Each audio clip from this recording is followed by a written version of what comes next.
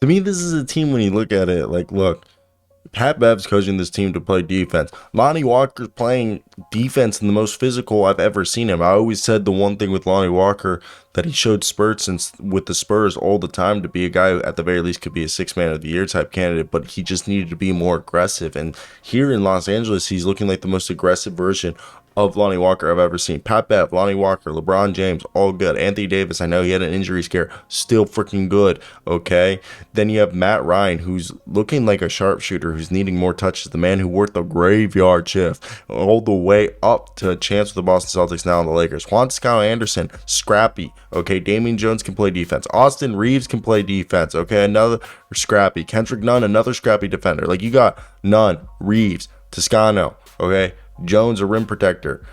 Lonnie Walker, who's playing defense. Pat Bev, who's playing defense. Like, you got guys who are playing defense out here. And I'm sorry to say this. Like, I was really hoping that Westbrook would look like the version of himself when he was on the Washington Wizards. Like, really, after the trades didn't come to fruition, I basically sold myself to the idea, okay, he's going to go back to the guy, we saw in Washington at the end of the year, that it's going to work. It's going to work. He's going to make this work. And right now, 2 points from freaking Russell Westbrook. At this point, I think they have a better chance of playing Scottie Pippen or Max Christie and getting at least the same results or better ones. And it's a shame. It's a goddamn shame, okay, that this is happening. That I know, and Russ doesn't deserve it, but the rest of the team is scrappy, playing defense, and Troy Brown's hurt, and so is Thomas Bryant, and so is Dennis Schroeder. Like, they're still missing like 3 guys who are supposed to make an impact, and they're hurt. And I just think it's quite, disrespectful on, like, I don't know why it's not working. Is he really that washed, Russ? And this is a team that they win games, guess what? When they play defense. Okay, we've seen it time in and time out again that they win games when they're playing defense, and it just doesn't make sense to me why Russell Westbrook in like half the game he looks like he buys into the defensive idea. Like, maybe in the beginning of the game he's in there, but then it kind of just goes like he freelances and he's like, I'm just gonna do what what I want to do, and you're just like, Russ, you can't be doing that.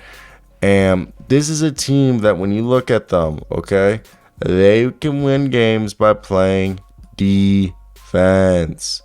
Defense. And I know that just might me be sounding like an a-hole and trying to simplify it, but I'm going to be real. This team wins games, guess what? When they do what?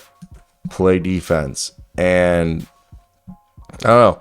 Maybe I am being tough, and maybe this isn't the right way to go about it, but I really do believe that the Lakers are a team that we saw them go on a run, come back, take a lead when they were doing what? Playing good defense. Like, they had this lineup where it was Pat Bev, Austin Reaves, Lonnie Walker, Damian Jones, and LeBron, and they went on a small run, and they even were able to continue to do that when they had Anthony Davis come back in. And that was something to me that I was watching this and I was just like, why aren't we doing this more often? Okay, this is a lineup that's working. And I know it's the first 2 games of the season, a lock and change. And I know they announced also no moves would be made until the, closer to Thanksgiving. Like, basically, this is the roster until Thanksgiving. So, like it or not, I guess these are your Los Angeles Lakers. And I'm not even a Lakers fan necessarily to say. Like, I do like LeBron, but I believe that the best offense is defense. Everyone knows that. Your best offense is defense because it not only kickstarts, a fast break, but what does it do? It, creates momentum. It boosts morale. People don't realize that these are small things that help, teams build the championship chemistry needed to win games late in the year and year round. Okay, there are so many things that go into being a championship team, and I just think it's awful that this is what they're giving LeBron. And I don't know if this is, like, I know the easy thing is for us to blame LeBron and say this is his fault, okay, because he's le GM allegedly, but I've said that, like, they don't need another big man. I think the big men are good. That's why I don't think a deal with getting Miles Turner isn't the difference maker. Really, the only person you're getting that's going to help you is Buddy Hield. Yes, Miles Turner taking 3. And then if you look at the Spurs deals better, yes, you're getting Jakob Poeltl, another center, but Josh Richardson, Doug McDermott. If you look at the Jazz, you can get yourself Mike Conley, Malik Beasley, and Jordan Clarkson in a deal, or Rudy Gay, Malik Beasley, and Mike Conley. Or you can hit the Charlotte Hornets and do like Gordon Hayward, Terry Rozier, or Terry Rozier, and I believe Terry Rozier, Kelly Oubre, and they can also, I think they can package in there somebody else, but there's a lot more options than people are acting as if there is.